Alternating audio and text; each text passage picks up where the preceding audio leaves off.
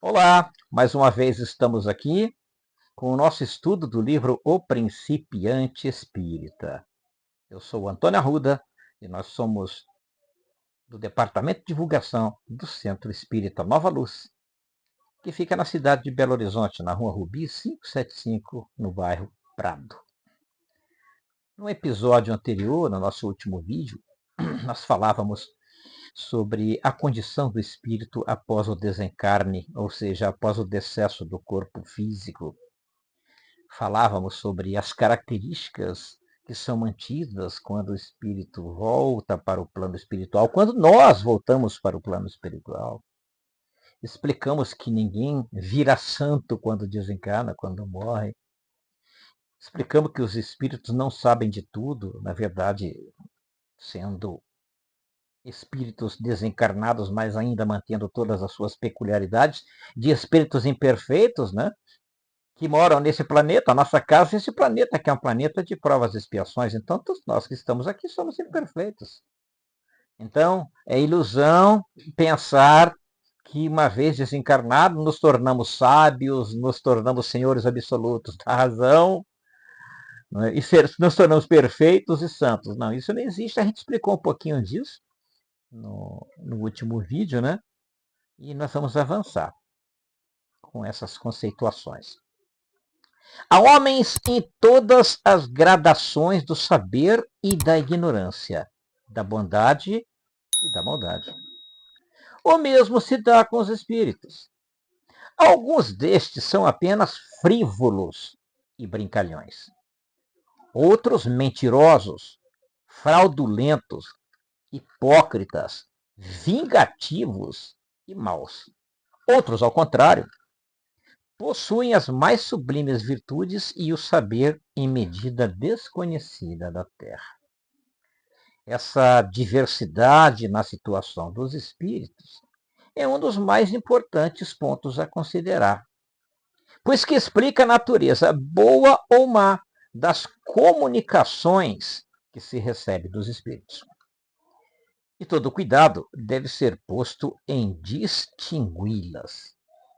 Ou seja, um dos princípios básicos da doutrina espírita é exatamente o da comunicabilidade com os espíritos desencarnados. Na verdade, essa comunicabilidade, ela já existe, essa interação com a espiritualidade, ela existe desde quando o primeiro homem encarnou.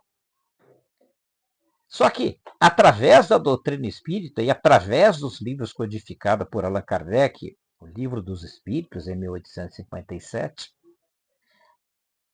pôde-se entender melhor os mecanismos que regem esse intercâmbio, esta fenomenologia que acontece, sobretudo dentro das casas espíritas, onde se entende perfeitamente essa comunicação e essa intermediação, como ocorre através dos médiuns.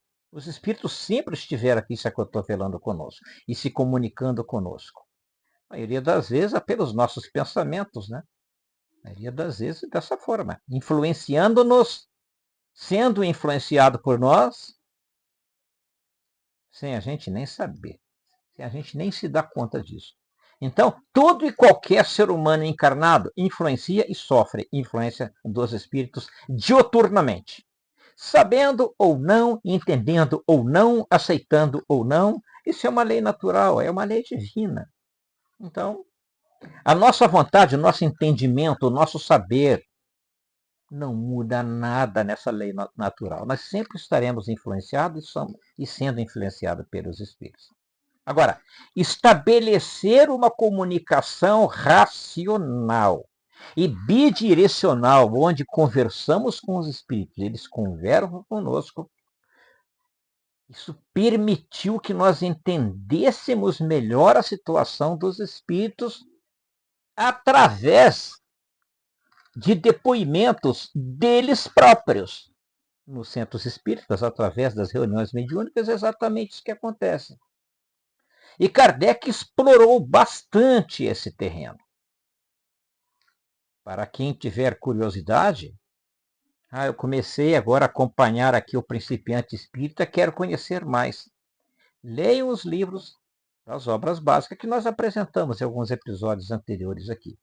O livro dos Espíritos, o livro dos Médiuns, Céu e Inferno, a Gênese, o Evangelho segundo o Espiritismo. Comecem a estudar esses livros. O livro dos Médiuns é um livro que traz, de uma forma clara, transparente, didática, como tudo que Kardec nos trouxe,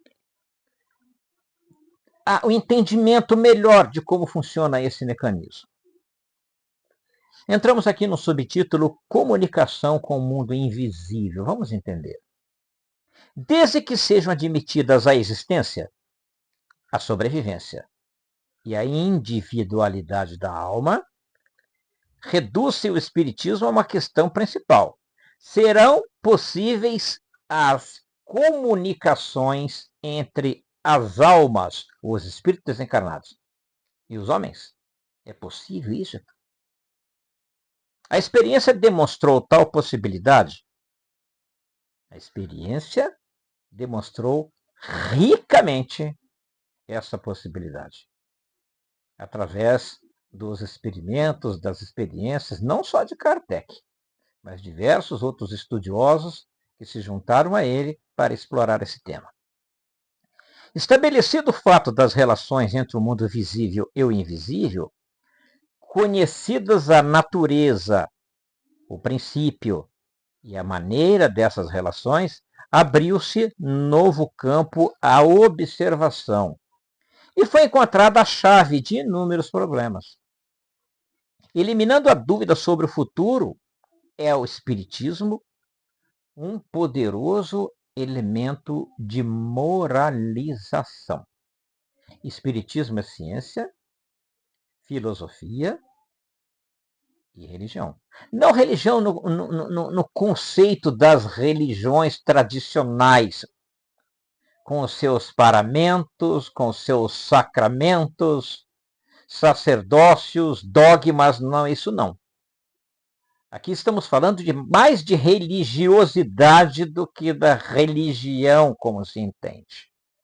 Nos aproxima do ser maior, nos aproxima de Deus, nos aproxima de Jesus, porque através do Evangelho segundo o Espiritismo, que é um dos pilares da doutrina, ciência, filosofia e religião, através do Evangelho segundo o Espiritismo, que nos traz o pilar do religare, onde estão ali mostradas, analisadas, expostas as sugestões, as recomendações e, sobretudo, os exemplos do Cristo nas questões morais, fazem com que nós tenhamos um entendimento maior acerca do objetivo de estarmos aqui e o principal, né? O que a gente tem que fazer para se tornar melhor a cada dia, seguindo as recomendações do Cristo, que mesmo nos deixou claro: eu sou o caminho, a verdade e a vida. Ninguém chegará ao Pai senão por mim.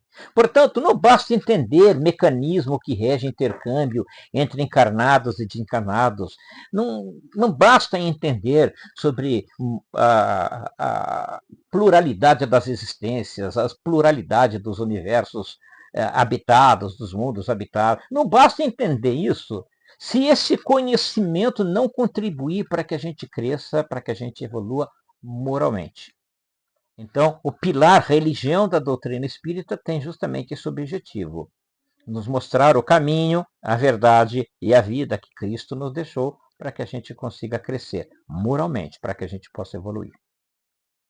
A ideia falsa de que se tem do estado da alma após a morte é que faz brotar na mente de muitos a dúvida sobre a possibilidade das comunicações do além-túmulo. Imaginam-na como um sopro, um vapor ou uma coisa vaga. Imagina-se que o espírito seja isso, um sopro, um vapor, uma nuvem, uma coisa vaga. Só admissível ao pensamento em que se evapora e se esvai. Não se sabe para onde, mas talvez para tão longe que não compreenda, possa voltar à Terra. Muitos têm sobre o espírito desencarnado, sobre aquela entidade, né, aquele espírito que retorna ao plano espiritual, é essa ideia vaga, essa ideia que não tem forma, que o espírito não tem forma, não tem individualidade. Então, isso dificulta que a pessoa acredite. Se, entretanto, a considerarmos ligada a um corpo fluídico semimaterial, constituindo assim um ser concreto e individual, suas relações com os homens não serão incompatíveis com a razão. Importante destacar isso. Nós somos essência espiritual. O espírito por si só não tem forma. Mas nós temos um corpo semimaterial, um corpo fluídico. E esse não morre quando o corpo físico vai para o túmulo. Então, o espírito tem sim esse instrumento de interação, esse corpo fluídico que permite com que ele interaja com os espíritos encarnados e conosco também e seja visível. Seja visível. No mundo espiritual, os espíritos se interagem entre si como nós interagimos entre nós aqui. O corpo fluídico, né, o perispírito, que para nós é intangível na espiritualidade, ele é totalmente tangível como se fosse a matéria para nós. E quando um médium vê um espírito, ele enxerga exatamente esse, o corpo perispiritual, o corpo fluídico. A gente vai falar um pouquinho mais na frente a respeito do corpo perispiritual. Então, lembrando, temos o corpo físico. Enquanto estamos aqui no planeta, nós precisamos dele. Temos o corpo perispiritual, que estará conosco sempre, e a nossa essência sempre terá um corpo. E espírito sempre terá um corpo que é totalmente visível na espiritualidade, tangível na espiritualidade. Então, nós temos sim forma e conseguimos interagir. A gente vai avançar com esse tema no nosso próximo episódio. Agradeço a você que nos acompanha até aqui. Sempre com aquela recomendação, ajuda a gente a divulgar. Dando aí um joinha para nós, isso nos ajuda muito, né? Indicando para os amigos, compartilhando, seguindo aqui a nossa página. E nós agradecemos aí a atenção mais uma vez.